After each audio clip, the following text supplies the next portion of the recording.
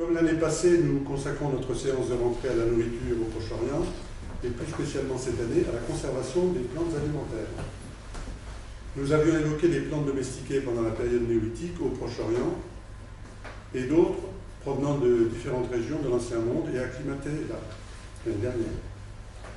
En fait, la conservation ne peut pas se séparer de la domestication, puisque tributaire du cycle végétatif, au-delà de la consommation au moment de la récolte, il s'agit de faire durer les aliments jusqu'à la récolte suivante. Les stratégies de conservation sont nombreuses, et dans la première partie de la soirée, je présenterai avec quelques détails le miel et le sucre en sirop plus ou moins épais comme agent de conservation. Je prendrai ce prétexte pour explorer le domaine quelque peu mystérieux des mannes. En effet, alors que j'essayais de clarifier les termes liés au miel, au sucre et aux mélasses dans les langues du Proche-Orient, ces termes se trouvaient souvent combinés ou associés pour définir ce que nous traduisons en français ou en anglais par manne. Par ailleurs, les sucreries d'Isfahan, appelées gaz, ou celles semblables en provenance d'Irak que j'avais découvertes à Alep, avaient depuis longtemps excité ma curiosité, puisqu'il s'agissait aussi de manne. Donc nous commencerons d'abord par le produit le plus ancien et naturel par excellence, le miel. Alors il est, comme chacun sait, élaboré par les abeilles. Les essaims d'abeilles se trouvent dans la nature, comme celui-ci par exemple, que nous avons découvert entre la fenêtre et le volet de notre maison l'an passé. Alors, les reflets de la glace, il fait à peu près 5... Comment? Je raconte, j'ouvre la fenêtre, oui, alors. j'ouvre la fenêtre et je pousse le volet et j'ai les abeilles qui rentrent dans la pièce. Juste le temps de... Donc voilà le dessin, donc il fait à peu près 50 cm de haut, 60 cm de diamètre. Et il n'avait pas fallu 3 semaines aux abeilles pour construire ces rayons de forme adaptée au volume général de l'essaim. Alors, on voit donc les parties claires, bon, donc elles étaient en plein travail. Les parties claires, donc ici il y a du miel, et la partie marron, c'est la nourriture des larves, des petits. L'homme s'est ingénié à inventer des maisons pour loger ses essaims et récolter le miel. Une des formes la plus ancienne de ces ruches, attestée par les fouilles archéologiques au Proche-Orient, se rencontre encore au Yémen. Ce sont des cylindres en terre cuite de 20 à 25 cm de diamètre sur une cinquantaine de centimètres de long, installés en batterie, tel qu'on peut le voir ici. Et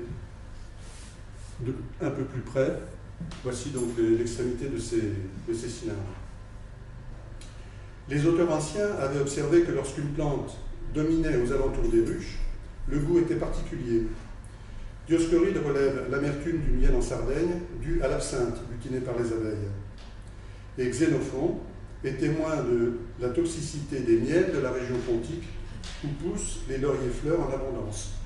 Donc il relate ça dans l'Anabase, qui est le récit de son périple pour aller en Mésopotamie et ensuite se replier sur la mer Noire après la bataille, où un certain nombre de soldats qui avaient consommé ont eu des troubles, certains sont tombés et ils se sont réveillés le lendemain en à peu près bon état, mais ils étaient passés par des comas ou même des délires.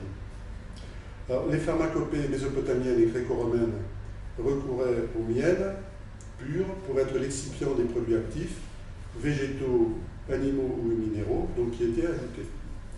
Dans la pharmacopée de Ibn el-Baïtar, au XIIIe siècle, 10% de ces préparations comportent du miel. Il faisait aussi l'objet de traitements particuliers pour obtenir l'hydromel, donc qui est du miel additionné d'eau et fermenté, l'oxymel, qui est donc une addition de vinaigre sur du miel, le nomel, donc qui est du miel ajouté au vin, et l'oléomel, qui est donc du miel ajouté à de l'huile. Et ces 4 produits donc, étaient prescrits par les médecins jusqu'à une époque pas très lointaine. Enfin, au XVIIIe siècle, Tournefort, donc, qui est un botaniste français, au cours de son voyage en Orient, relève que les confitures se font parfois au miel. Ceci indique que la préparation des confitures au miel s'est poursuivie longtemps après la diffusion du sucre. Donc nous arrivons maintenant au sucre. Alors dans le propos de ce soir, bien sûr, je ne parlerai que du sucre qui est tiré de la canne à sucre. Alors la canne à sucre fait partie des plantes domestiquées en Asie du Sud-Est, et introduite à la fin du premier millénaire de notre ère au Proche-Orient. La première domestication aurait eu lieu en Nouvelle-Guinée et par croisement successif en Inde sur des cannes locales aurait abouti à la canne à sucre que nous connaissons, Saccharum officinarum. Alors, ça c'est une gravure qui est tirée d'un ouvrage qui est antérieur donc à la classification de Linné. C'est pour ça qu'il s'appelle Arandosaka, c'est-à-dire roseau à sucre. Et la dénomination maintenant, c'est celle-ci. Ah, j'ai pas de légende, c'est Saccharum officinarum. Alors, notons que le français du XVIIIe siècle avait cette appellation imagée de cannamel, rappelant que la canne pressée donne un jus ressemblant au miel avant purification et élaboration des cristaux de sucre. Et comme nous étions à Alexandrie, il y avait encore des petits marchands sur les trottoirs qui pressaient des cannes entre deux cylindres et récupéraient le jus et ils vendaient le jus. Enfin, ils se plaignaient que les cannes étaient devenues très petites après le barrage d'Assouan et ils avaient dans des bocaux, ils nous montraient des cannes avant le barrage d'Assouan qui n'avaient pas de cette dimension-là, et celles qui pressaient maintenant, elles sont à peine de pouce.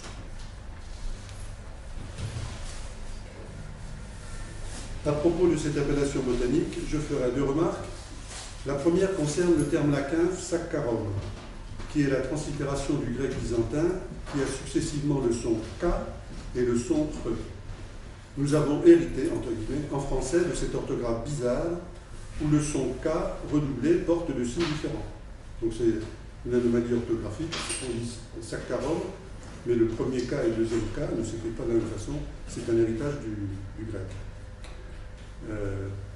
En français courant, sucre est devenu beaucoup plus facile, on a supprimé cette particularité.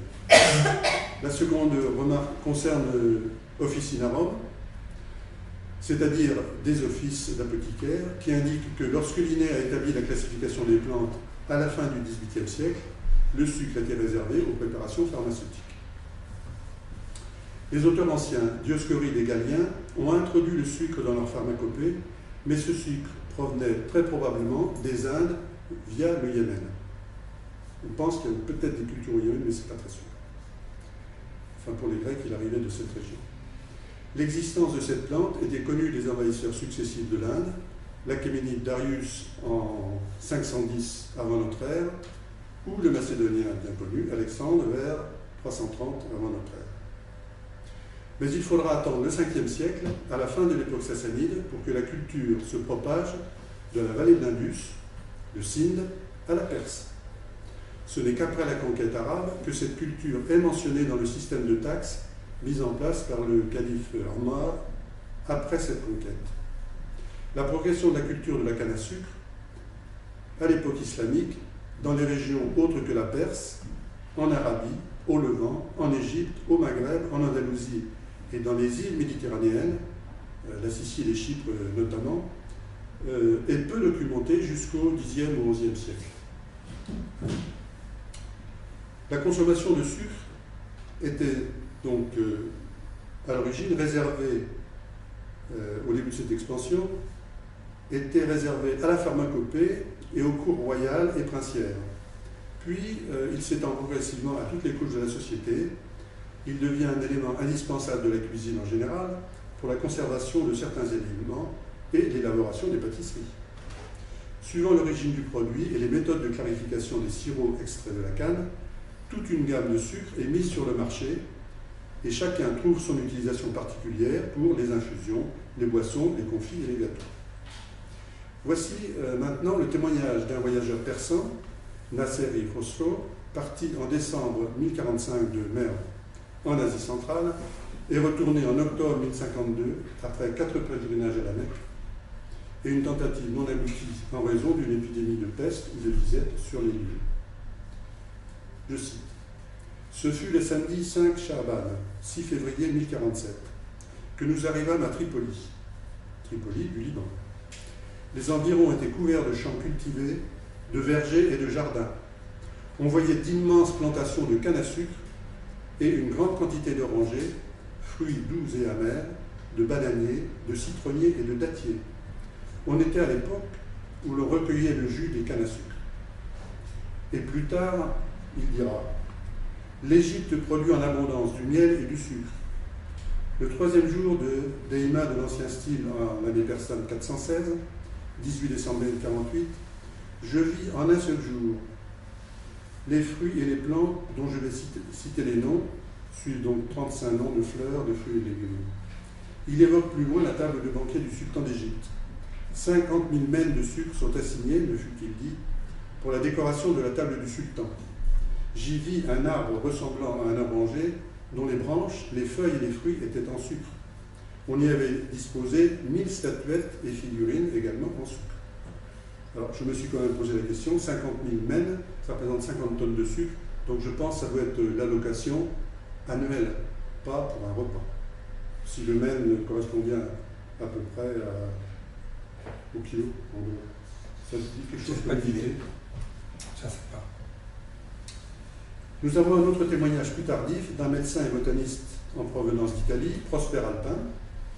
Il observe entre 1581 et 1584, donc 500 ans plus tard, les plantes remarquables d'Égypte, mais ne mentionne pas la canne à sucre. En effet, elle est devenue une plante bien connue en Occident, donc elle n'est plus remarquable.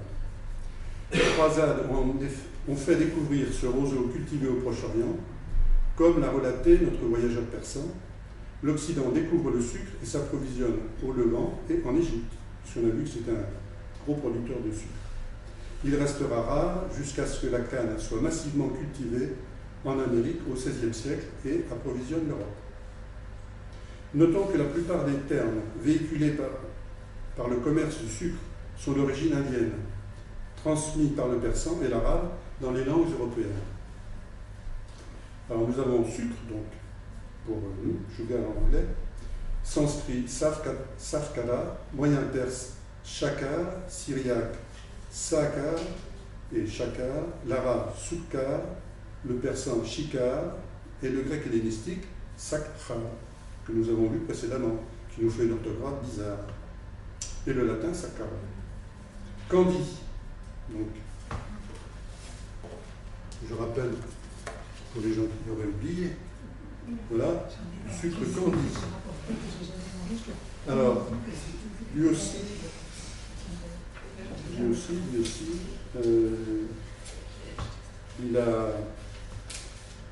c'est un nom donc, qui s'est promené.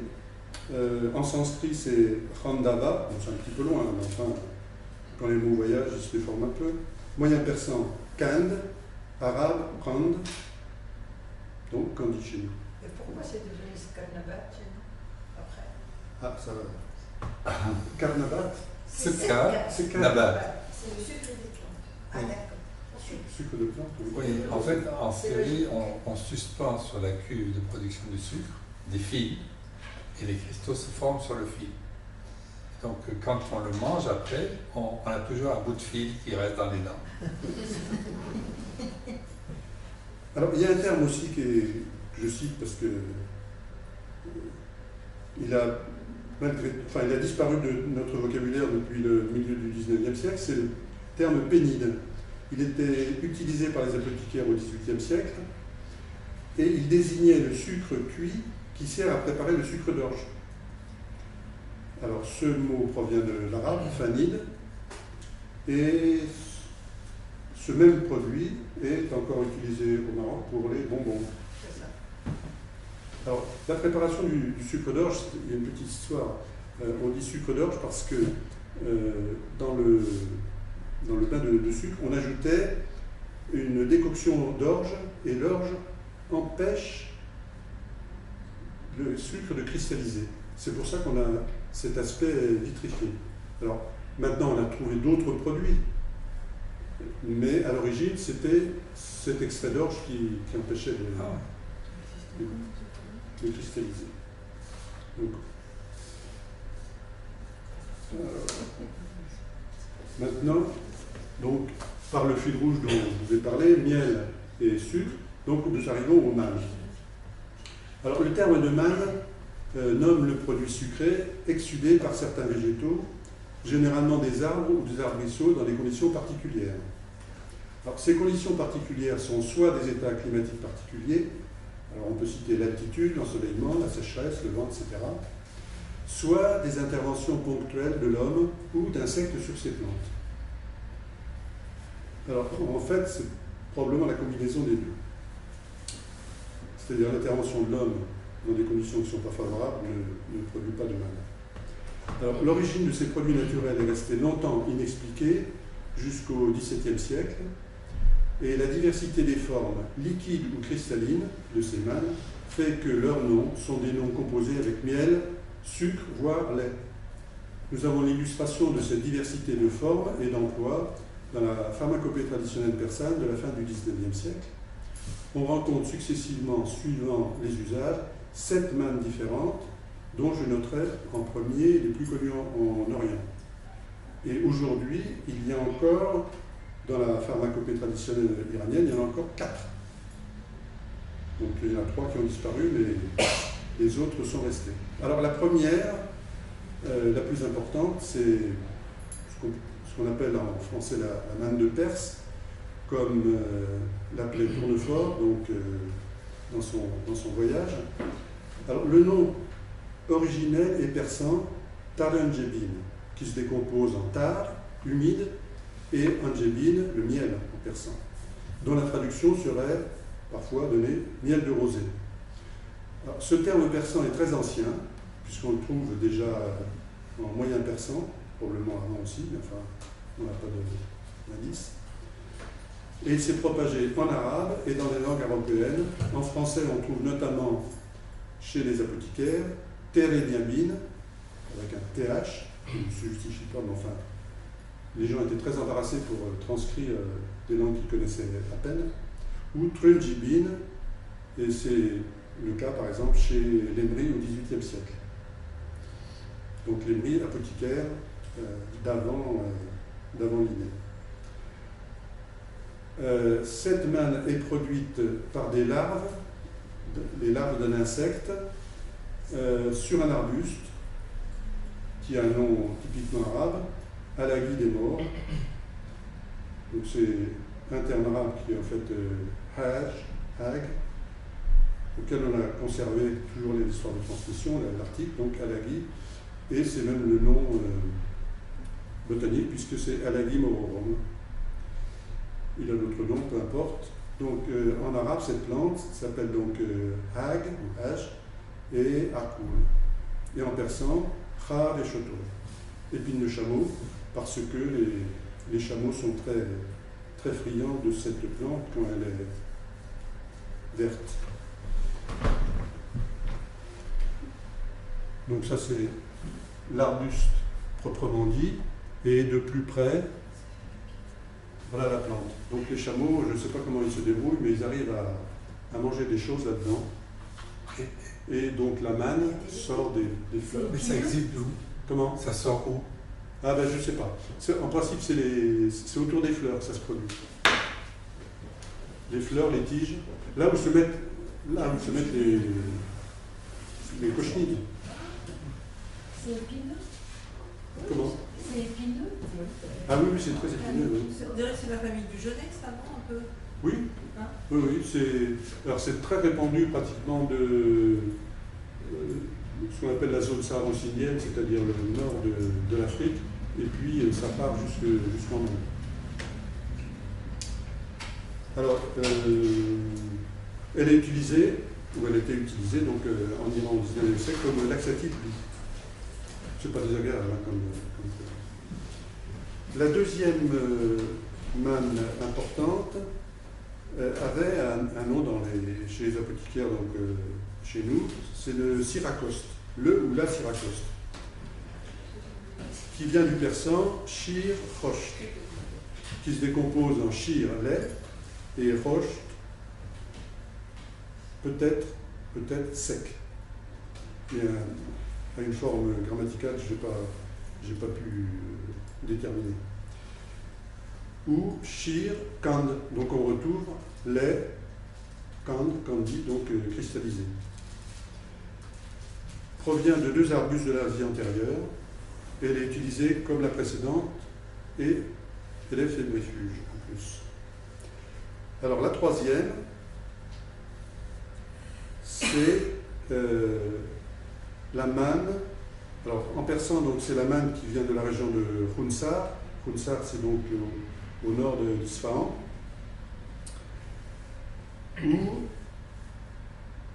Donc en persan, c'est gaz, Khunsar ou gaz, Angebin. Donc gaz, c'est le mot persan pour manne. Khunsar, c'est la région. Ou l'autre appellation, c'est gaz, manne, Angebin, donc de miel, toujours. Donc on trouve toujours ces histoires de miel, de lait et de sucre. Alors elle proviendrait de plusieurs tamaris. Alors elle est produite par la piqûre d'une cochenille. Alors ce que je n'ai pas approfondi, c'est savoir est-ce que c'est la piqûre qui fait sortir la sève ou est-ce que la cochenille fait une larve qui, elle, pompe la sève et fait une excrétion, comme on voit sur les rosiers chez nous. Les fourmis viennent manger le miel qu'ont fait les larves. Donc la manne, je ne sais pas dans quelle catégorie c'est, si c'est direct la blessure faite par l'insecte ou si ce sont les larves qui produisent leur propre miel. Alors, donc, pour l'Iran, c'est un genre de tamaris, donc le tamaris sans feuilles, tamaris afila, et en Iran, elle est abondante et bon marché, et encore aujourd'hui, elle sert à la confection d'une sorte de nougat, prosovegaz, qu'on trouve facilement dans le commerce. Donc ça, c'est la partie Iran. C'est probablement celle-là aussi qu'on avait mangé à Alep, venant d'Irak. Donc toute cette région-là, c'est plutôt cet arbre-là qui le produit. C'est très probablement le même type de manne dont il est question dans la Bible, mais elle proviendrait cette fois d'un tamaris commun dans le Sinaï, Tamaris nilotica, en arabe, Tafat el-Man. Donc on trouve ce terme manne régulièrement. Alors, elle est utilisée en confiserie et en potion pectorale, et la plupart des tamaris exsudent spontanément des sels complexes provenant des eaux saumâtres dont ils s'accommodent. Ces exsudats sont parfois toxiques et ne sont pas considérés comme des mannes car elles ne contiennent pas ou peu de sucre. Donc ça, c'est pour mettre un bémol, tout ce qui sort du tamaris n'est pas bon à manger. Alors, il y a encore 4 espèces de manne, j'irai beaucoup plus rapidement.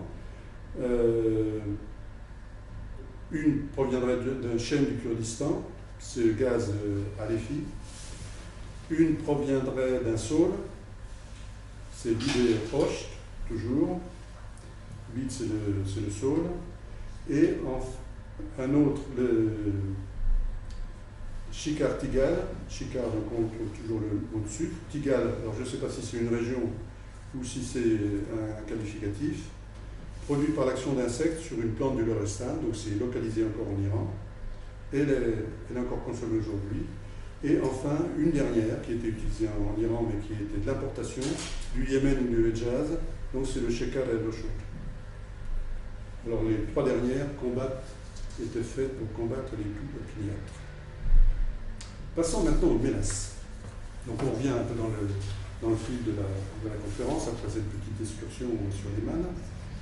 Alors nous avons regroupé sous ce vocable des produits très divers, tant dans leur élaboration que leurs usages. Leur point commun est de présenter une viscosité élevée. Commençons par le plus ancien, par les traces matérielles et écrites qu'il a laissées, c'est le sirop de date, appelé aussi miel de date ou debs tamar.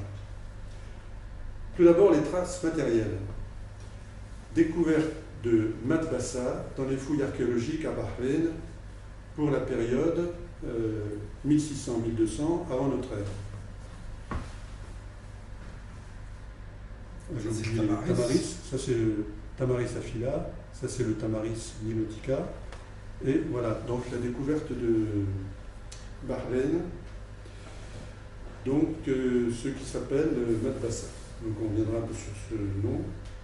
Alors ce sont des espaces clos dans lesquels sont empilés des sacs contenant des dattes très mûres d'une variété particulière, celles qui laissent facilement sortir le jus. Le sol de ces espaces est ondulé de façon à recueillir le jus qui s'écoule de cet empilement. Il est collecté au sortir de ces gouttières et mis dans des jarres. Donc là, ça c'est la foule. Ce procédé, alors ce qui permet de faire la jonction entre ce site et la réalité de ce miel de date, c'est que ce procédé est toujours employé en Oman. Donc ça c'est un matbassa, donc omanais, donc il n'a pas ses dates. Donc on voit bien les cannelures, la collecte et la jarre ici. Et une fois qu'il est chargé, les dattes sont mises dans des sacs et sous leur propre poids et surtout sous la température, parce que ces locaux sont toujours mis plein sud. Il y a juste une toute petite ouverture et puis c'est complètement isolé du reste de la maison. Alors ce procédé donc existe encore, mais il est fortement concurrencé par les procédés industriels de pressage et de dilution. Celui qu'on trouve dans les magasins orientaux, je ne pense pas qu'il soit fait de cette façon-là. L'autre trace, c'est la trace écrite. L'Acadien distingue le miel des montagnes et le miel de date. On peut entendre aussi miel d'abeille et sirop de date. Ce dernier apparaît dans les textes probablement parce qu'il fait l'objet de commerce. Alors il y a aussi une continuité dans les mots, parce que c'est le miel en acadien, c'est donc dashpu, et puis dans les langues, après il y a ce qu'on appelle le métathèse, c'est-à-dire le P devient le che, et finalement on a debes. Alors il y a une évolution aussi du contenu de ce terme, donc on est passé de dapshu à dapsu, et en syriaque, dapsu c'est le miel. Par contre, en arabe du Moyen-Orient, c'est la mélasse. Enfin, c'est les concentrés. On va y arriver. Alors, maintenant, après ce miel de date, on arrive à des produits beaucoup plus classiques, appelés rob, de l'arabe rub. Rob est dans le dictionnaire, j'étais assez surpris, mais il y en a d'autres qui manquent, mais celui-là, il y est. Appelés des bessés au Moyen-Orient, qui sont tout simplement des jus concentrés par ébullition et évaporation. Le jus de raisin, le jus des grenades douces, le jus des grenades acides, ainsi que la pastèque relèvent de ce procédé. En ce qui concerne les caroubes, je n'ai pas de renseignements particuliers, mais je pense que le sucre contenu dans les gousses, vous pourrez regarder, j'en ai cassé une, donc ça c'est la gousse du caroube, et quand vous la cassez, vous voyez, il y a des petits canaux dans lesquels on voit des cristaux, c'est des cristaux de sucre. Alors, pour les sortir, comment? Oui, oui. Le caroube, c'est ce que le fils prédit allait manger quand il gardait les cochons. Ah oui, mais justement, de ces caroubes, il y en a des fourragères, si je puis dire, et il y en a des sucrières. Plein de sucre, c'est un fait comme ça. Alors, je n'ai pas de renseignements particuliers sur la fabrication. Ah oui, c'est très dur. Il faut avoir de bonnes normes. Et je pense que le sucre contenu dans les gousses doit être extrait par broyage. Bon, ils sortent les noyaux. Alors, dissolution, puis l'extrait est filtré et concentré par ébullition. Alors, les graines qui sont dedans sont très importantes parce qu'elles sont utilisées pour faire des émulsifiants.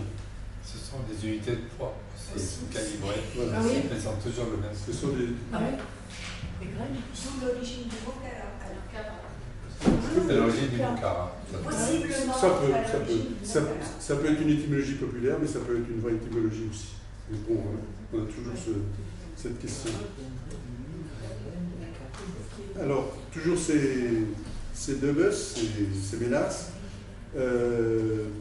ajoutés donc à la crème de sésame, de tapenné, sont les produits de base pour la confection du halva turc, le halawi arabe. Il y a enfin une autre famille de fruits et légumes dont la chair est réduite en pâte, épaissie par dessiccation au soleil. Cela concerne les tomates, les poivrons, les abricots, les dattes, les pastèques, etc. Et j'arrête, parce que nous voilà passés insensiblement par le biais des mélasses dans le domaine de Mouna, quand vous parlez, non? Merci. Après, je pose une question tout de suite ou à la fin? Tu as dit qu'en Nouvelle-Guinée, il y avait déjà du sucre. Non. En Nouvelle-Guinée, tu as cité la Nouvelle-Guinée comme... Oui, ben on pense, il y a toujours la recherche de l'origine. On pense que les premières domestications de roseaux ont été faites en Nouvelle-Guinée. Et puis, bon, ça s'est développé, et quand c'est repassé en Inde, ça a été perfectionné en faisant des croisements avec des cannes locales. Donc celui qu'on connaît, c'est le produit d'une évolution très, très ancienne qui aurait débuté en Nouvelle-Guinée, si tu veux la référence. Alors pour toutes ces choses-là... C'est intriguant. Hein? Oui, en Nouvelle-Guinée, ils produisaient du sel à partir d'une plante, alors ils produisent aussi du sucre à partir d'une autre plante. C'est formidable. Alors quand on mettra ce petit papier sur le site, je remettrai en dessous la bibliographie. Ça sera publié. Je n'ai pas voulu vous assommer parce que... Sur notre site. Je crois que la Nouvelle-Guinée, c'était un peu un isolat, enfin, qu'ils n'avaient pas trop de contact avec les autres, mais... les clous de girofle viennent de cette région-là aussi. Hein. Les plateaux sont restés isolés, mais les côtes... Oui. J'avais découvert en 1920, ils ne savaient pas qu'il y avait des gens sur les plateaux, enfin, ils étaient très étonnés. On a découvert une tribu il y a 2 ans, 3 ans, qui était encore inconnue. Et les plateaux sont très isolés. Oui, ils disaient qu'ils étaient très très inventifs au niveau culture, arbre et tout. Ils étaient vraiment une Nouvelle-Guinée très très attentifs à tout ce qui pouvait pousser. Il y avait une autre question là sur ces sacs-là, mais ça ne fermente pas? Non, parce que c'est très sucré. Il y a une légère fermentation. La question du sucre, c'est que le sucre, à partir d'une certaine viscosité, ne laisse passer rien, ni bactéries. Les bactéries, c'est-à-dire les cellules, sont perturbées, ne peuvent pas faire d'échange parce que la concentration en sucre est trop forte. C'est-à-dire les cellules ne peuvent pas résister à la concentration en sucre, donc elles disparaissent. C'est une question de pression osmotique autour de la cellule. Donc les bactéries, tout ça, elles n'ont pas cours. Alors, à la périphérie, c'est possible qu'il y ait des fermentations, ça c'est sûr. Alors, je reprends le discours sur les réserves alimentaires au Mounet. Mounet, c'est l'appellation chez nous. Au Proche-Orient, je sais que la préparation des réserves alimentaires, ça existe un peu partout, c'est presque universel. Donc, si je vous raconte quelque chose que vous connaissez, c'est forcé. Mais ceci dit, j'essaierai de dégager les particularités de ce qu'on prépare chez nous en Syrie ou au Liban, dans la région du Proche-Orient. Donc la conservation des aliments, comme j'ai dit, elle est pratiquée depuis la nuit des temps. Les saisons d'abondance permettaient de stocker suffisamment de vivres pour passer l'hiver sans souci. Le climat méditerranéen continental de la région du Proche-Orient, caractérisé par un été très chaud, un air très sec, peu de précipitations et une humidité atmosphérique faible facilitent la constitution des réserves. Les aliments stockés restent en bon état plusieurs mois en raison du degré d'humidité peu élevé, tandis que durant l'été, la sécheresse permet une utilisation optimale de l'énergie solaire pour le séchage des produits. Alors la monnaie, elle est essentielle à la survie dans le monde paysan et chez les Bédouins. Elle reste encore en usage dans les villes, quoique la perpétuation de la monnaie en milieu urbain relève plutôt de l'attachement aux valeurs culturelles et familiales que de la nécessité, parce qu'on trouve tout ce qu'on veut. La préparation des réserves. La manière de préparer les réserves permet de comprendre la logique avec laquelle les maisons antiques ont été organisées depuis la révolution néolithique. Elle nous met en contact direct avec une façon de vivre et une manière de considérer l'avenir, la sécurité et le groupe familial. Même si la monnaie est préparée essentiellement par les femmes, qui gèrent le stockage et l'usage, c'est une activité de groupe. Toute la famille s'y met. Les hommes achètent les denrées et les produits, les femmes les préparent et on fait appel aux petites mains pour aider, pour leur bonheur, bien sûr, parce qu'on va voir des scènes.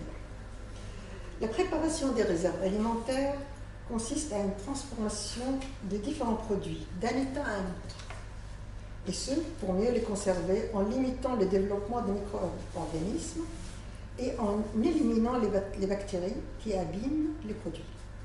Ces produits seront lavés, nettoyés, essuyés, égouttés, équeutés, épluchés, écalés, dépiqués, découpés puis traités avant de les conserver selon le procédé qui convient le mieux à chaque produit.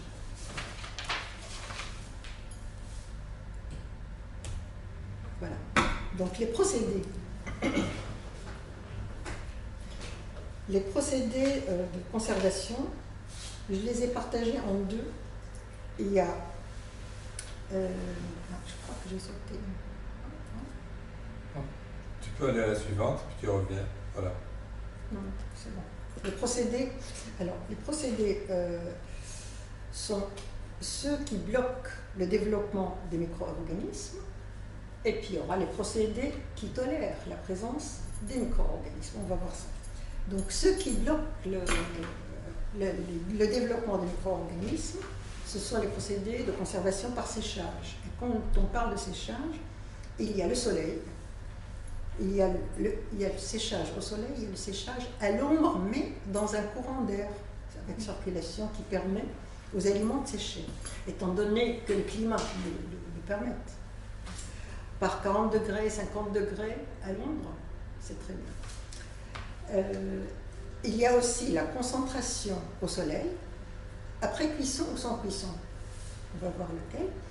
Il y a la conservation par le sel, la conservation par cuisson avec des adjuvants. Alors, conservation par cuisson plus sel, conservation par cuisson et graisse, conservation par cuisson, concentration et sucre, et il y a des confitures qu'on fait uniquement au soleil. C'est bien sûr en mois d'août et juillet. Enfin, juillet et août. Enfin, c'est la congélation, parce que la congélation aussi arrête les micro-organismes, stoppe tout. Deuxième volet, c'est la conservation par contrôle des micro-organismes. Et là, on passe à ce que vous connaissez tous, la conservation par fermentation. Donc, la conservation par fermentation contrôlée. Il y a la fermentation lactique, qui donne et puis lactique qui donne le yaourt, etc. Et le fromage. Puis, après, il y aura la fermentation alcoolique, qui fait... Parce que nous, on arrive au stade d'oxydation de l'alcool, c'est-à-dire il y a ceux qui s'arrêtent pour fabriquer le vin, mais en général, c'est le vinaigre. Après, il y a toujours question de fermentation, mais avec macération. Et il y a les procédés de stockage. Et en dernier, pour conclure, le rôle des femmes qui sont toujours là. Alors, le séchage par le soleil. Le séchage par le soleil, je commençais par les graminées, le blé. Alors le blé, disons-le bien, le blé il est déjà sec si ce qu'on colte pour faire la farine. Mais ce qu'on fait sécher au soleil, c'est le blé qu'on va traiter après pour le brol, parce qu'il passe par un processus de, on les bouillante, puis après on le fait sécher et on le moud pour faire le brol. Sinon, il y a un autre procédé aussi de blé qui est vert, qui s'appelle fliqué, qu'on coupe. Quand il est vert, on le fait passer par le feu, on fait sécher, et à ce moment-là, ça donne le fliqué. Ce que vous voyez là, c'est le blé vert, là c'est le blé qui est mis à sécher. Ici, c'est le monsieur avec sa femme qui est en train de débouillanter le blé pour préparer le brol. Et là, ce sont des femmes qui sont en train de nettoyer la fliquée. Alors, ça peut être aussi le blé et ça peut être autre chose. Et c'est là où le rôle des petites mains intervient. Et c'est des corvées, à n'en plus finir, parce qu'on te met des masses, et tac, et tac, et tac, et quand ça se termine, on recommence. Les légumineuses, donc, ce sont les lentilles. Les lentilles, on les lave, on les fait sécher. Une fois sec, on les met dans les bocaux. Pour les pois chiches, on les dépique. Oui, on les dépique, puis on les vanne. Après, on les fait sécher et on les crible, et après, on les met dans les bocaux. Ou dans les jarres qui sont destinés à garder ces produits. Le riz. Pardon? On les trie aussi, on enlève les cailloux. Oui, on les nettoie. Tous ces légumes, aussi bien le blé que l'entier, etc., il y a toujours des saletés, des petits cailloux, etc., qu'il faut nettoyer, et c'est pourquoi on fait appel aux petites mains. Alors, le riz. Ça s'écrit, ça sort des petites gousses. Oui. Oui. Dans chaque gousse, il y a un pois chiche. Non, là, les lentilles. Les lentilles, il y a deux lentilles. Deux lentilles dans dans la gousse. Et Et le là, pois chiche, c'est. Mais tu ne graines pas ça à la main, la lentille. Pardon? Tu fais pas ça à la main. il les frotte. On les a sortis. Il les frotte. Mais les pois chiches, si c'est vert, et si vous le faites griller un peu, c'est un délice. C'est délicieux. Quand c'est vert. Quand c'est vert. Ouais, mais il faut être dans le pays. Pas maintenant. Bon, alors le riz.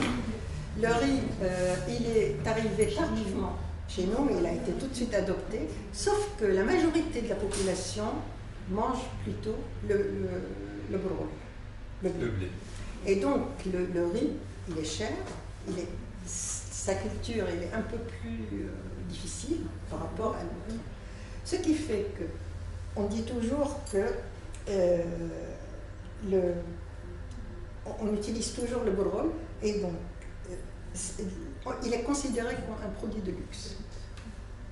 Et c'est pourquoi il y a un proverbe qui dit On dit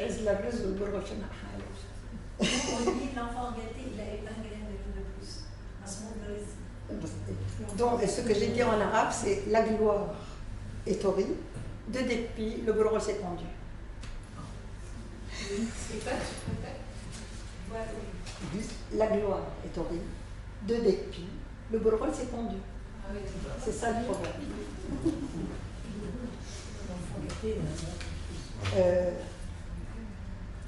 Alors, les légumes, on les fait sécher aussi au soleil.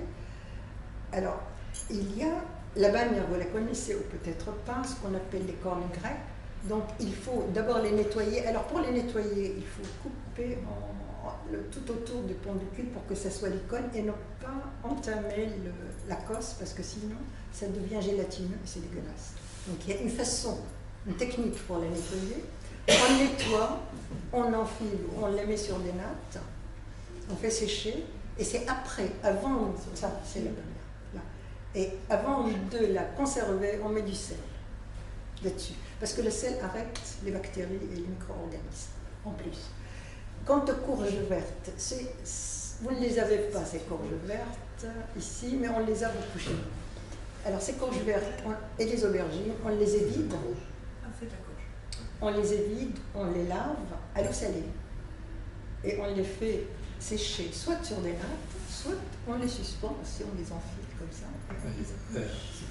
Ça ratatine. Ça ratatine, ça devient comme ça. Alors, pour s'en servir après, il faut tremper dans l'eau. Laver les sels, etc. Puis s'en servir. Oui. Alors, le poivron rouge, là, vous voyez, les dames sont en train de les trier. Alors, donc, on les trie, on les égoutte, on les fend, on enlève les pépins.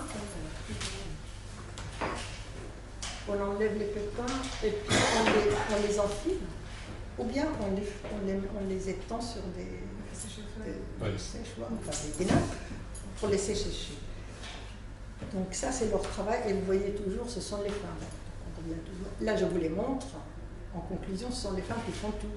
Il est très important d'enlever les pépins, parce que dans les préparations, oui. On ne tolère pas les pépins. C'est quand ça. ça devient sec.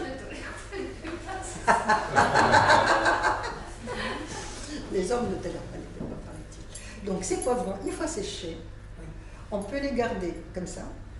On peut aussi les enduire d'huile d'olive, les saler, et puis après on les noue et on fait ce que vous achetez dans le sucre, le paprika, etc.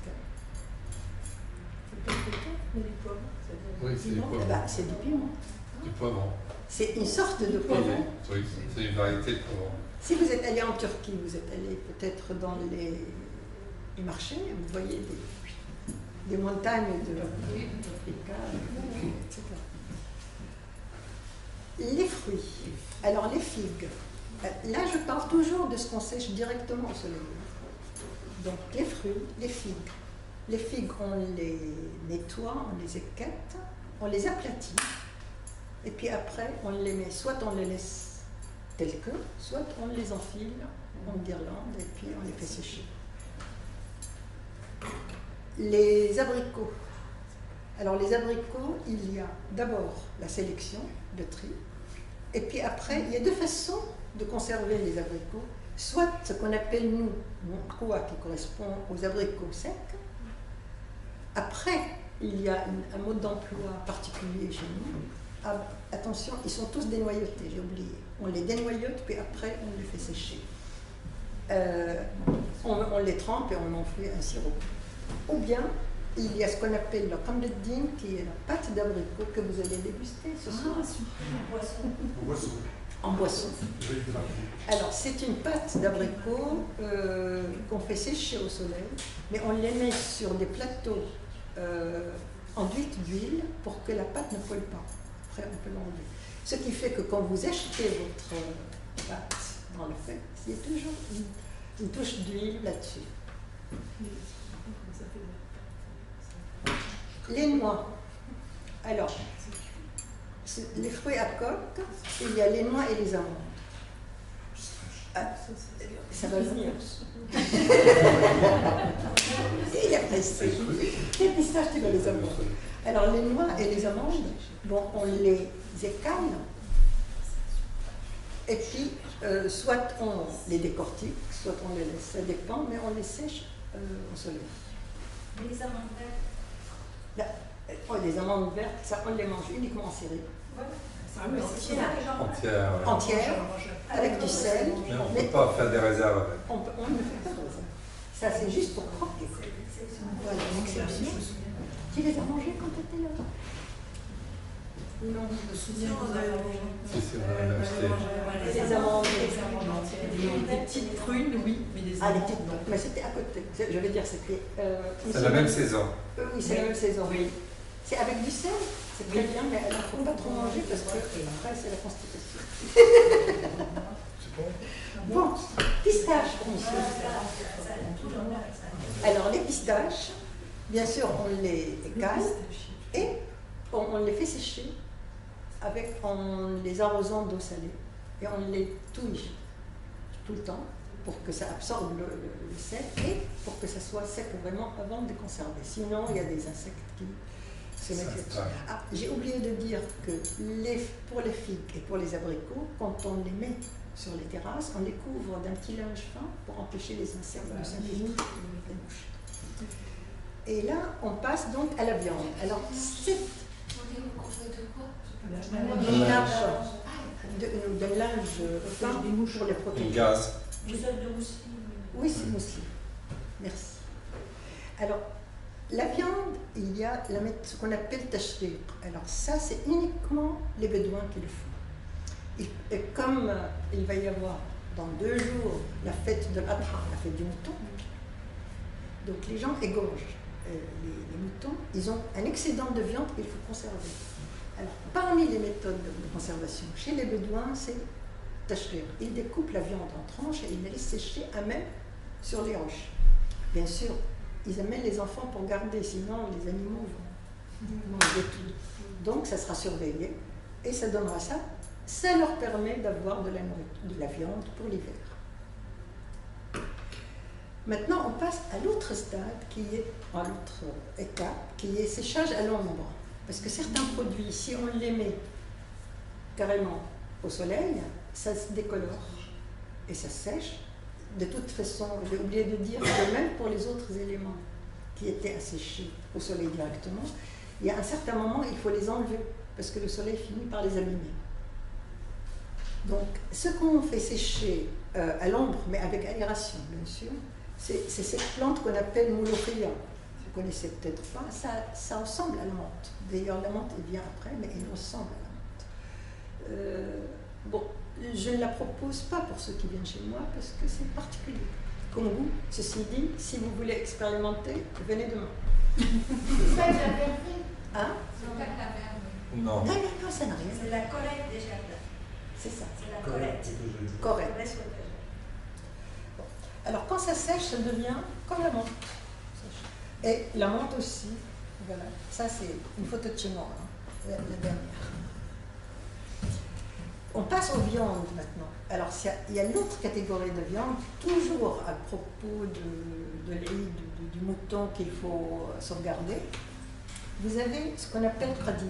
Alors la couleur, la photo n'est pas extra, mais on met à sécher la viande à l'ombre, mais dans des hangars aériens. Et à ce moment-là, ça devient... ça c'est aussi... Quand ça sèche, bon, c'est pas extraordinaire la photo, mais pour ça, c'est Pas appétissant, hein. non, pas appétissant. C'est ce qu'elle a trouvé sur Internet. C'est ce que j'ai trouvé. hein, Mais mais c'est bon. très très bon après. Oui, oui. Après, Oui, parce c'est- que c'est le trop qadid, bon, c'est- et le qadid, ça vous permet de garder de la viande, de l'avoir tout le temps sous la main quand vous voulez, surtout en hiver. Et surtout, j'insiste, pour les paysans et les Bédouins, parce qu'ils n'ont rien. Mais en ville, voilà. Mais c'est aussi pour boire de l'arak, ça accompagne très bien. Ben voilà, pour ceux qui savent. Deuxième catégorie, la pastourma. La pastourma, c'est ce que les Arméniens... Pastrami. Oui, pastourma. Oui. C'est ce que tu vois là. Original, c'est pas trop. C'est d'origine arménienne, mais que les Turcs font et que les Syriens font. Donc, c'est presque la région du Nord. C'est l'élevage du bœuf. Voilà, C'est-à-dire, c'est du bœuf, Quand on tue un bœuf, il y a beaucoup de viande, donc il faut sont des la vaches. conserver. Mais comment ça se fait qu'il y a des sucettes toutes régulières? C'est C'est pas pas Ah la- bah, c'est c'est chez ça, c'est le filet. C'est le C'est filet. le filet du bœuf, c'est le dos. Je sais plus.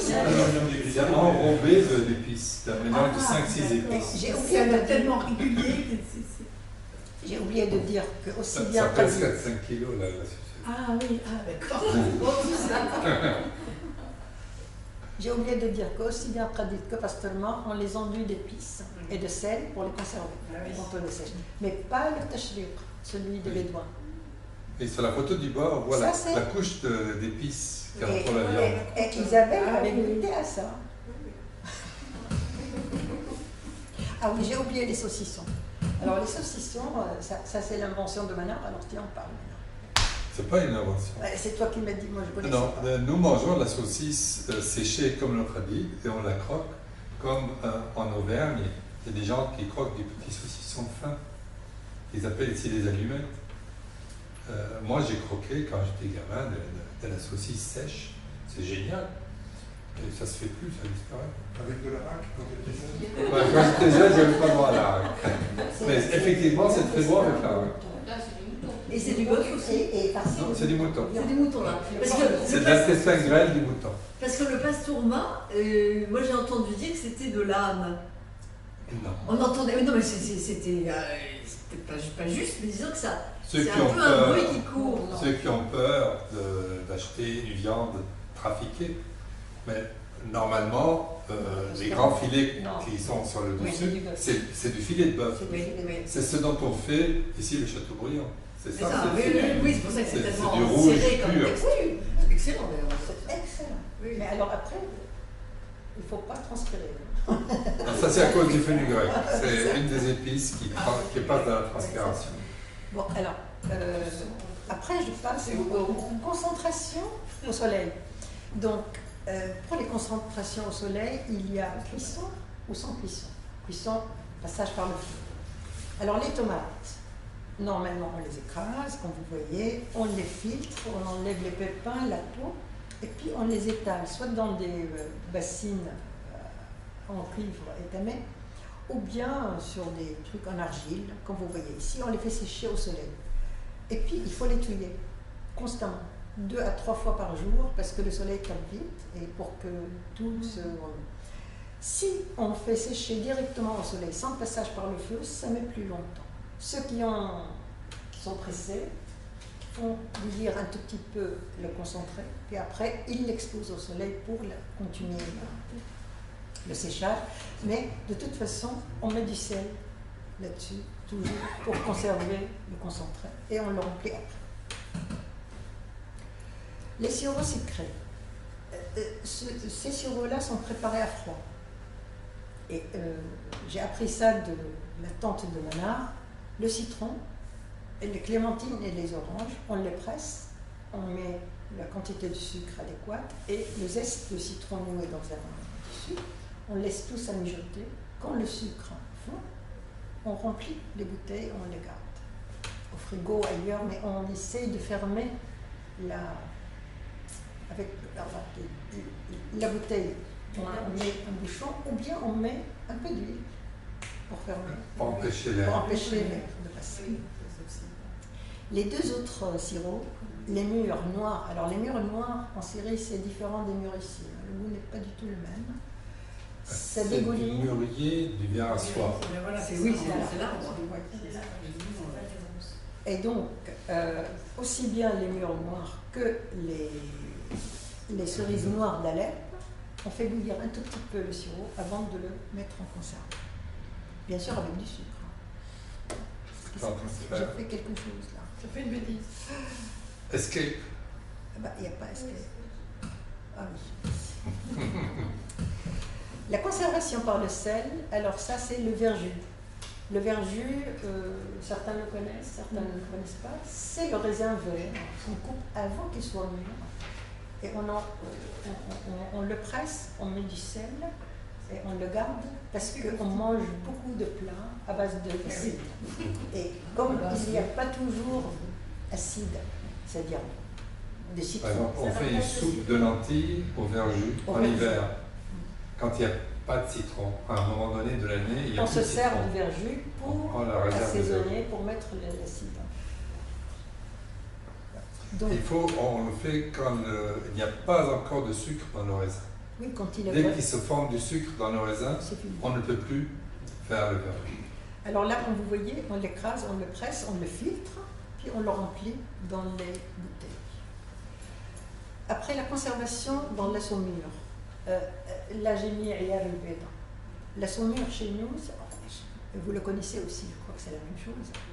C'est on met dans l'eau beaucoup de sel et on met un œuf. Quand l'œuf flotte, cela veut dire c'est le degré de concentration nécessaire pour qu'on puisse conserver les aliments dedans. C'est ce qu'on appelle Ayar el-Beda. Beda, c'est l'œuf. Et Ayar, c'est la mesure. C'est à la mesure. À la mesure de l'œuf. Donc, ce qu'on conserve là-dedans, et directement, ce sont les feuilles de vigne qu'on trie, qu'on équette, et puis on lave, on laisse sécher un tout petit peu, mais pas au soleil, un tout petit peu, puis après on les met dans des bocaux ou dans des jarres avec la saumure. Bien sûr, on reviendra tout à l'heure à la congélation, ça c'est autre chose, mais la tradition veut que ce soit cette méthode-là dans la saumure. La même chose pour les olives, on les... C'est une vigne spéciale. Non. Non, c'est les feuilles d'orange. Si tu as une vigne chez toi, je passerai chercher. Les meilleurs sont les tendres, celles qui sont neuves. Il faut les prendre. C'est grand. Oui, on met du Et pour les olives, on ne les met pas directement dans la saumure parce qu'ils sont amers. Il faut bien sûr les passer par l'eau pour enlever la saumure. on les met on les trempe dans l'eau, on change l'eau. Puis après, une fois que ça a commencé à devenir doux, on les met dans la saumure. Et puis après, quand on veut les manger, on les met dans l'huile d'olive et du citron. Il y a 3 étapes. Conservation. Alors, la conservation par cuisson et adjuvant. Adjuvant, ici, si on ajoute le sel, vous avez tous goûté plus ou moins le jus de grenade que vous avez acheté. Toi, Marie, tu l'as acheté. Mais oui. À Saint-Séméon, tu as acheté une bouteille. Et Isabelle aussi. Mais la de grenade, tu as acheté ça? Je sais pas si elle est bonne. On en consomme beaucoup. C'était pas du jus, c'était un truc très épais. Oui, mais c'est concentré. C'est ça. C'est du jus qu'on met sur le feu. Ça rejoint ce qu'il avait dit plus ou moins. C'est comme le psy. C'est la grenade acide. C'est la grenade acide. Oui, bien sûr, elle n'a pas la sucrée d'ici. Non, la grenade acide. Donc on les égrène. On les presse, on les filtre, on fait bouillir, on met du sel et puis après, quand ça se concentre bien, on les met en bouteille. Alors, la conservation par cuisson et graisse, c'est ce qu'on appelle qu'on fait au mouton. Vous connaissez tous parce que vous le faites avec peut-être du porc, mais nous c'est Le canard. Le canard, pardon. On le fait excusez-moi. on fait du porc. On fait du porc aussi, mais chez nous c'est typiquement ce qu'on fait après la fête de l'Eid, à cause du mouton en quantité, ou bien si on a des bœufs, chose rare. Mais bon. Donc on les fait cuire dans la graisse et on s'en sert pour préparer plusieurs plats. Après je passe à la conservation et cuisson en ajoutant le sucre. Alors, ce sont les confitures. Et vous avez un mot à côté, ma'oud. Ça c'est le nom qui désigne en arabe, en syrien, les confitures, qui veut dire concentré. C'est concentré, très bon, à 1 degré, comme il faut. C'est ça, le mal. Quand ça commence à perler. À perler, voilà. Et donc, c'est ça le cas. Alors, vous voyez les pétales de rose qui donnent la confiture de rose, et puis les fleurs d'agrumes qui donnent cette confiture que vous ne voyez jamais. Mauvaise, mais... Sauf si vous allez au Liban et à Tripoli en particulier. Après, vous avez les confitures cuisent quelques minutes sur le feu. Toutes ces confitures-là, on met toujours les fruits, une dose de fruits, une dose de sucre, et un peu de jus de citron ou de l'acide citrique.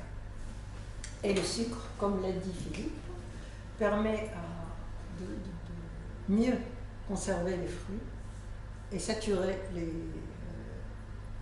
chimiquement le liquide. Donc il ne permet plus le développement de micro-organismes. Alors, aussi bien les coings que les figues, vous voyez, citrouille, ça donne la confiture de citrouille, c'est celle-là. Et les aubergines, la confiture d'aubergine. Ah, sur des aubergines d'automne. D'automne, mais elles sont toutes petites. C'est ça. Toutes La taille de C'est ça. toutes petites, elles font J'ai pas trouvé plus petites. Mais bon, elles doivent être toutes petites. Les noix aussi.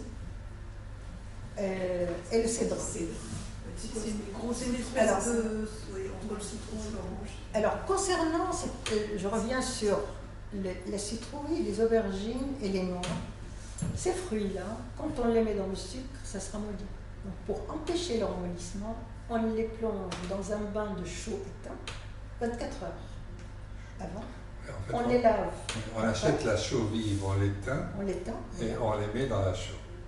24 heures. On l'enlève. Après, on lave, bien sûr, beaucoup les fruits de Et ça sur le croquant. Et après, on les plonge dans le sirop.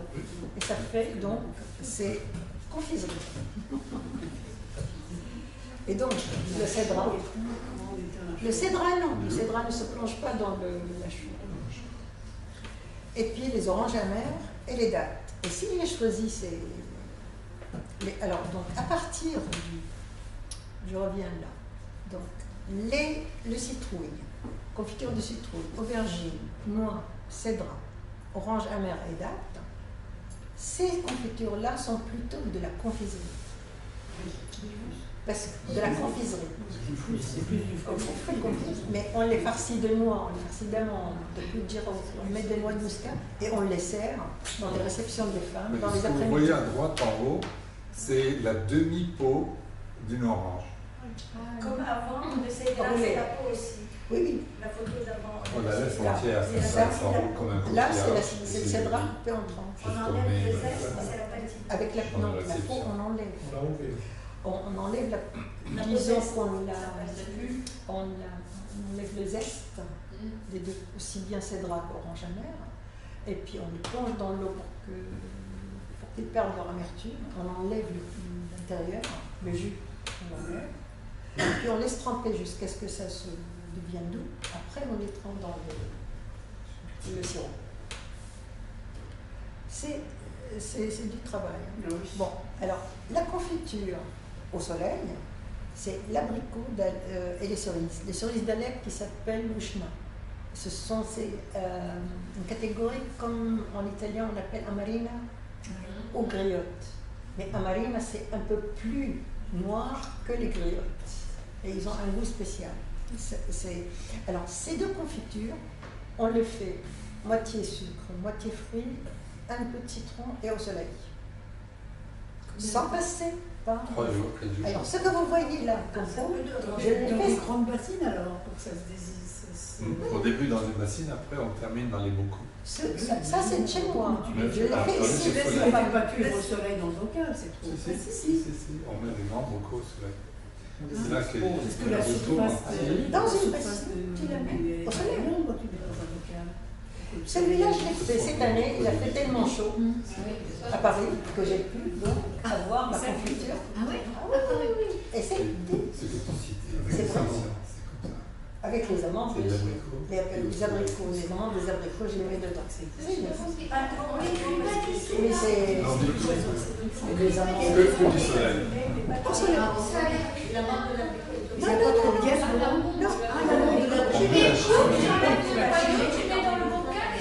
Non, non, je le mets dans une bassine avec le sucre, un peu de citron et au soleil.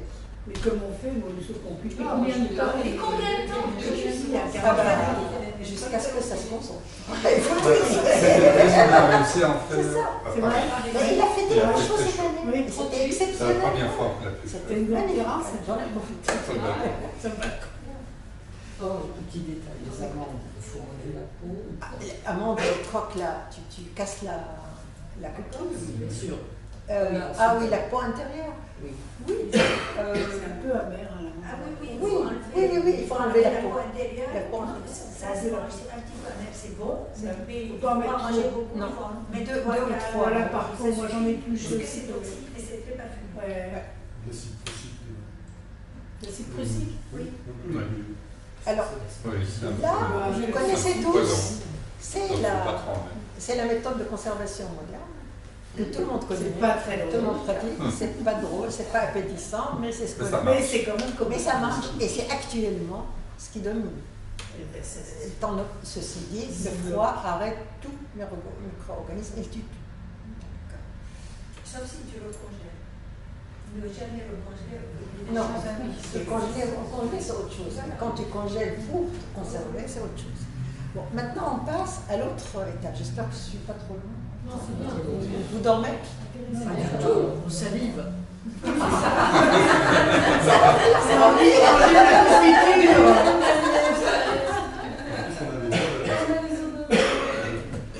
Donc, la conservation par contrôle des micro-organismes. Comme on avait arrêté dans la première procédure les micro-organismes, ici on tolère leur présence. Et ça, c'est dans la fermentation. Alors, la fermentation, c'est un phénomène naturel qui se produit par l'action d'enzymes ou de micro-organismes sur les aliments. Je vous ai fait ce tableau-là, vous pouvez le contempler, c'est pour les produits laitiers. Donc il y en a deux. La branche, on fait du lait cru qui va donner le fromage, le laban et le petit lait, et le lait bouilli fermenté qui va donner le yaourt. Après, il y aura le barattage, il y aura le beurre et le saman. Le saman, c'est le beurre clarifié. Et nous utilisons... Si ce tableau paraît compliqué, c'est qu'il y a énormément de produits laitiers en Orient. Oui, et qui se... Et c'est un problème de mettre de l'ordre dedans. Et ce tableau permet de voir comment ça s'organise les uns par rapport aux autres. D'où vient quoi? Oui. Mais alors, le labné, par exemple, il y en a du bouilli à partir du lait bouilli et à partir du lait cru. Non, du lait cru, oui, laban. Oui.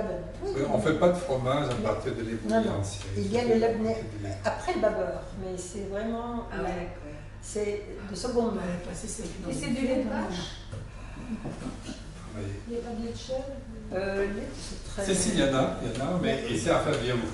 D'accord. On le consomme pour le petit déjeuner ou c'est pour les yaourts? Mais il y a très peu de lait de chèvre. Enfin, Il y en a, fait, il y en a. Il y en a. Il y en a. Il est où le babeur? Le babeur, c'est là. Quand tu fais le lait cru, Centre gauche. tu as crème ou fromage.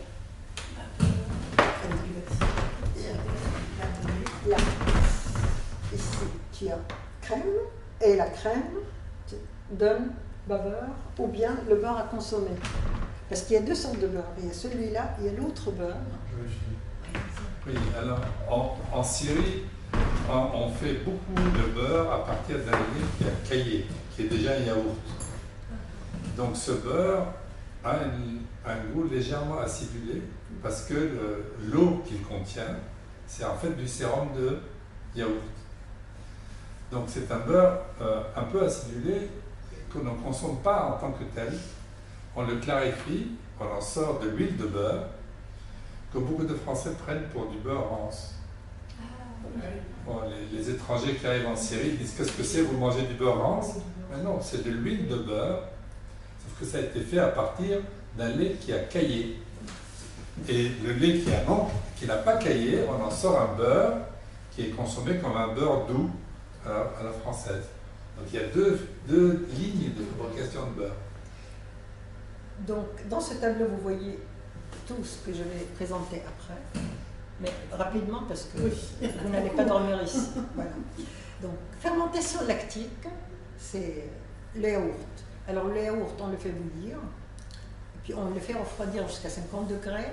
On additionne le ferment qui est le robe, ce qu'on appelle en série robe, c'est du yaourt précédent. Comme vous savez très bien. Et on le laisse fermenter en le couvrant avec un tissu, de la laine, ou en le mettant à côté d'un endroit chaud. Seulement chez nous, on prolonge la fermentation pour obtenir du yaourt acidulé, chose que vous ne faites pas. Vous le mangez avec du sucre. Chez nous, si vous dites à quelqu'un, prenez le yaourt avec du sucre, laissez-la nuit. Non, on le mange uniquement avec salé au cuit. Salé au cuit. Alors, ce yaourt-là, si on le fait égoutter, donc on le met dans un tissu et on recueille le petit lait, là, ça devient labné. Le labné qu'on mange avec de l'huile d'olive. Non, ce qui reste dans le sac qu'on mange. Ce qu'on recueille, on fait autre chose Oui. avec. C'est un fromage frais. Pourquoi c'est vert? C'est de l'huile d'olive. De la menthe. C'est le blanc. Et là, C'est ça. c'est le labné. Ah, Et ça, c'est Et ça, l'huile c'est d'olive. l'huile d'olive. Et on le mange au petit déjeuner ou au dîner. Parfois avec du piment, avec du Oui, cumin ou de la la menthe. menthe. Ça fait des... Voilà. Le même labné, on la conserve, on la fait sécher, on fait des boulettes et on la met dans l'huile. C'est la macération par l'huile et ça donne ça. Ou bien on la fait sécher un peu plus longtemps en l'enrobant d'épices et avec du sel et ça donne ce qu'on appelle le souké au English. Je ne sais pas si vous avez goûté ça. En série, il faut le vouloir. Hein. Alors, ce sont des fromages que l'on mange avec un peu de vinaigre et de l'oignon. Voilà, en salade. Ouais. En salade, ou bien quand ça devient très dur, il faut vraiment taper avec Il y le a main. des restaurants libanais qui font la salade à partir de ce fromage. Oui. La salade. Oui, mais il faut le demander, il faut savoir. Non. Si tu vas chez Fakra, ça fait partie des plats qui sont sur le buffet. Bon, alors allez chez Fakra. Et vous aurez ça. Fakra, c'est le restaurant. Bon. Maintenant, le yaourt baraté, le yaourt baraté permet d'obtenir le beurre. Alors ce beurre, c'est ce qu'on appelle le beurre baladi, qui est spécial. Il est un peu plus durable que le beurre de l'autre côté, c'est-à-dire du fromage. Et là, vous voyez la dame qui le fait barater dans une outre. Elle le balance comme ça. Et si on fait bouillir le beurre en le mélangeant avec un peu de bourrol et du sel, le bourrol va se décompter et le beurre qui sort, c'est ça le beurre clarifié qu'on appelle samen. C'est la photo en bas. C'est très bon. On fait la cuisine avec, c'est magnifique, l'odeur est extra. À l'âge du fer, ça s'appelait déjà sam. Dans les textes araméens, on a des récits de transport de ce produit dans des outres de peau de chèvre. Donc la préparation et le mot sont très anciens, enfin, ça a au moins 3 millénaires. Voilà, de la région. Alors il y a un sous-produit de lait qui s'appelle le keshk, qui est particulier aux régions chez nous. C'est un mélange, on prend le petit lait, ou le yaourt, ou le sérum, tout ce qu'il y a comme produit rejeté par les produits de luxe, c'est-à-dire le yaourt ou le fromage. On le mélange avec du brol, et là ça passe par une étape de beaucoup de travail. D'abord on le fait fermenter. Après on les, vous voyez là, on les sort, on le sèche, on le fait fermenter une deuxième fois, puis on les frite à la main pour en faire une poudre. Ça demande beaucoup de travail pour finir par obtenir quelque chose, mais qui reste longtemps et qui permet d'obtenir plusieurs préparations culinaires. Alors ça, c'est une préparation de base dans la steppe quand il gèle, dans les montagnes quand il fait très froid. Il faut une soupe avec ça. Ça permet d'avoir le lait. On peut marcher dans la neige. C'est calorique.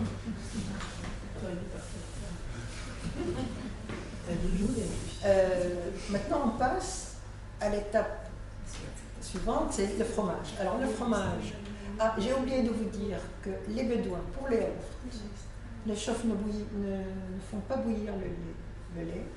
Et dès qu'ils le collectent, ils le mettent directement dans l'outre avec du yaourt de la veille et ils le laissent avec la chaleur, ils fermentent tout de suite et ils s'en servent. Pour le fromage, c'est le lait cru, mais il est tiède à 35 degrés et là il est mélangé à la présure. Alors cette présure, elle peut être un comprimé que vous achetez en pharmacie, mais la meilleure est extraite du 4e estomac d'un petit, soit agneau, soit un veau, soit chèvre. Ça doit être un nouveau-né de quelques jours qui tête encore sa maman pour extraire son estomac. Et c'est cet estomac-là qui permet d'obtenir le fromage. On prend l'estomac, on le lave, on le nettoie, on en fait une pâte et on prend une noisette pour faire cailler 20 à 30 litres de lait. Et alors, on a en Syrie plusieurs variétés de fromages qui ont tous la lueur blanche comme ça, mais le goût change selon le dosage de présure, c'est-à-dire la taille du morceau de l'estomac qu'on a mis par rapport à la quantité de lait. Et donc, il y a des variétés qu'on achète ici qui s'appellent Akawi ou Halloum, etc. Ce qui les change, c'est le dosage de la présure. Donc, une fois le fromage formé, on le fait égoutter, on sort des cubes, des blocs. Ces blocs, on les coupe. On essaye de ne pas les manger directement, parce que de peur d'avoir des maladies. Comme tu m'as parlé de salmonelle, la fièvre afteuse, ou autre chose. Donc, pour éviter ça, on les fait bouillir, donc stériliser tout de suite. On les découpe, on les stérilise et on les enduit on les met dans la saumure après les avoir pas macérés, après avoir ajouté la nigelle et la mastic. Oui, alors ça c'est la photo d'après, je crois, si je me souviens bien. Voilà. Le fromage à gauche en haut, on a rajouté la mastic, vous savez, c'est la résine du térébinthe que l'on met dans le fromage et on met de la nigelle. Oui. Et ça donne un parfum. Mais vous devez savoir le mastic, comment ça s'appelle ici, le mastic? Le mastic. Mastic. Oui. C'est pas la gomme, c'est du mastic. C'est pas la gomme, c'est le mal et l'eau. C'est le mastic. C'est le kios. Non, non, c'est pas ça. Le térébinthe, c'est un arbre, c'est un cousin du pistachier. Bien sûr, la térébenthine, la térébenthine, c'est pour l'essence de térébenthine. Il y en a dans le monde de Alors, les meilleurs sont de kios. alors, De kios en Grèce. oui, en Grèce. Alors, la différence, c'est que vous faites tous du fromage et la procédure est la même, sauf que nous, on arrête la fermentation avant et on fait stériliser le fromage. Parce que vous laissez fermenter, cuire, travailler, On appelle ça affiner. Voilà. affiner votre fromage. Nous, on lui coupe la tête, ensuite on arrête parce qu'il fait très chaud. C'est la chaleur qui conditionne nos conserves. Alors, de la même façon, le même lait qui est cru peut donner ce qu'on appelle ariche. C'est une variante de fromage qui a caillé, c'est du lait caillé. On lui met du sel, on le mange comme ça, avec un peu de cuivre, etc. Ou bien, ça donne la crème. Alors, on le laisse reposer et ça donne la crème. Et cette crème-là, si on la baratte, se transforme en beurre que vous consommez. Ça, c'est ce que vous retrouvez dans votre monde. Et sinon, elle est dans les pâtisseries, dans d'excellentes pâtisseries. Ah ben bien sûr, la crème. Oui, dans les knafés farcis de cette crème, c'est excellent. Alors, donc, je ferme le chapitre du fromage et on passe à la fermentation alcoolique. Alors, chez nous, il n'y a pas d'alcool, il n'y a que du vinaigre. Donc, c'est la fermentation de l'alcool, mais avec oxydation, on laisse pousser jusqu'à ce qu'on puisse obtenir le vinaigre de raisin. On faisait ça à domicile. Oui. L'alcool de raisin et de l'alcool de pomme, préparer ça chez soi. Bah, ma soeur le fait toujours, hein, jusqu'à maintenant. Et c'est très bon. Elle le filtre, elle le fait. Mais il faut bien sûr avoir toujours le ferment à La mère du la mer. oui. Sans ça, on n'a rien. Bon, la macération. On est toujours dans la fermentation. Alors la macération, ce sont ce qu'on appelle nous moukhallal. Vous appelez ça kabis, vous appelez ça comme des cornichons. Mais vous n'avez que Oui, des en cornichons. France, il n'y a que le cornichon. Et là-bas, il y a une vingtaine de variétés. En Corée, au Japon, c'est la Les tout ce qui est macéré. Ah, Alors nous, on a même toutes sur sortes les de... oeufs. Et ce que vous voyez, parasites.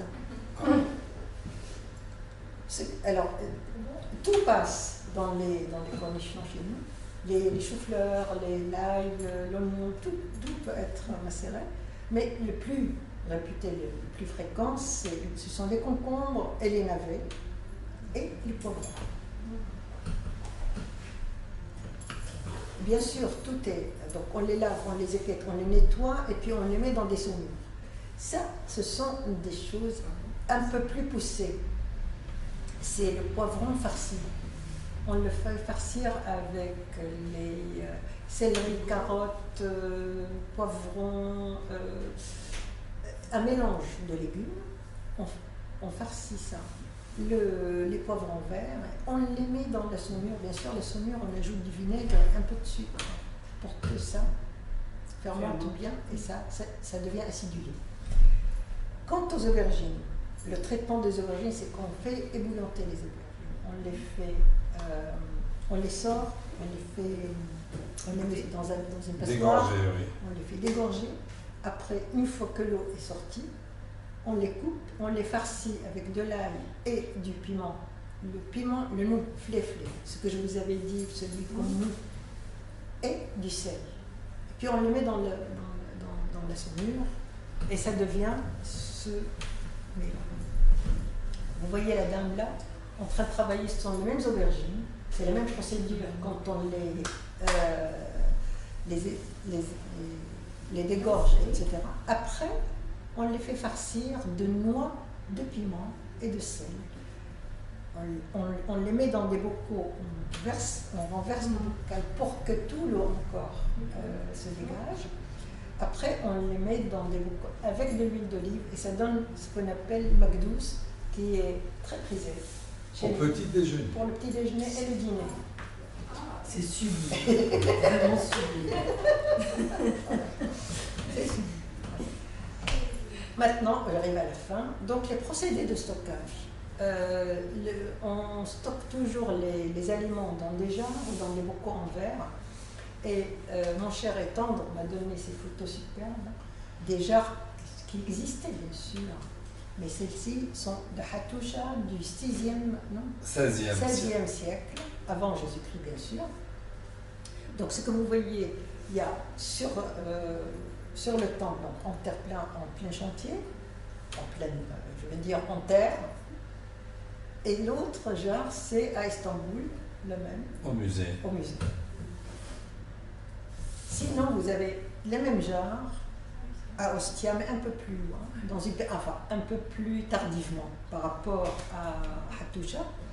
Ostia, c'est en Italie. Donc, on les a dans la terre et exposés aussi au jardin du musée d'Ostia.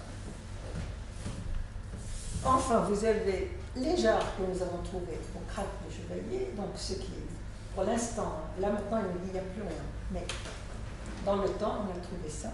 Ces jarres-là, et ce qu'on peut acheter aux portes des villes, ces jarres-là d'aujourd'hui, qui servaient. Alors, ces jarres ne sont pas vernis de l'intérieur, donc on ne peut pas mettre n'importe quoi. On ne peut s'en servir que pour mettre des graines, les lentilles, etc. Par contre, il y a les jarres qui sont vernis de l'intérieur, c'est là où on peut mettre les saumures, les fromages, etc. Et la jarre là qui est en haut, elle a un couvercle en bois. Je l'ai mis exprès parce que ma mère m'avait dit que dans sa famille, il mettait toujours les denrées dans les jarres, il les mettait avec une planche en bois parce que ça permettait quoi? Ça respire un peu. Ça respire mieux et donc la macération se fait mieux ou la conservation se fait mieux. Sinon, on met un couvercle en terre ou, si on n'a rien, un tissu avec une ficelle et ça. De l'autre côté, vous avez les bocaux en verre foncé qui sont recommandés pour la conservation des aliments dans la mesure où ça ne laisse pas passer la lumière. Parce que pour stocker, il faut bien sûr lutter contre l'humidité et la lumière. Ce sont les deux ennemis. Alors, ces bocaux-là, on les trouve dans un village au nord de la Syrie qui s'appelle Taftanaz, dans la région d'Alep. Ils sont excellents, si on les trouve. Et ce que vous voyez en bas, ce sont les bocaux remplis de fromage découpé en morceaux dans la saumure et conservé. Enfin, voilà la cave de M. Ahmad, de sa maison. Alors, vous voyez les plateformes où on mettait les bocaux et les jarres pour la conservation. Bon, c'est la température. Vous connaissez le système des caves, température constante, pas d'humidité, rien. Et pour conclure, la monnaie, elle est préparée par les femmes. Donc là, vous voyez une femme qui est en train de travailler là-bas, au kishk. Ici, elles sont en train de nettoyer les pois chiches, mais vous avez vu d'autres avant. Et là, celle-là, elle est en train de... je crois que c'est le kishk aussi. Et la dame qui fait tamiser les tomates, le jus de tomate. Et enfin, pour conclure, vraiment conclure, puisqu'on parle de concentré de tomates, et que les enfants, quand on prépare et quand on leur demandait de l'aide, ils venaient travailler, mais en même temps, ils se jetaient, ils s'extablisaient avec les tomates, et ils en profitaient pour boire le jus de tomate. Ici, vous avez à Tomatina, c'est une ville dans la région de Valence. Il y a la fête qui a eu lieu là, le 26 août. Donc les gens, il y a des camions qui balancent les tomates et les gens se mettent à s'arroser avec les tomates. Enfin, revenons sur Terre. L'astronome, celui-là, il vit en haut avec des conserves, des réserves tout le temps. Mais quand il reçoit les légumes frais, c'est la fête. C'est la fête. Et je vous remercie.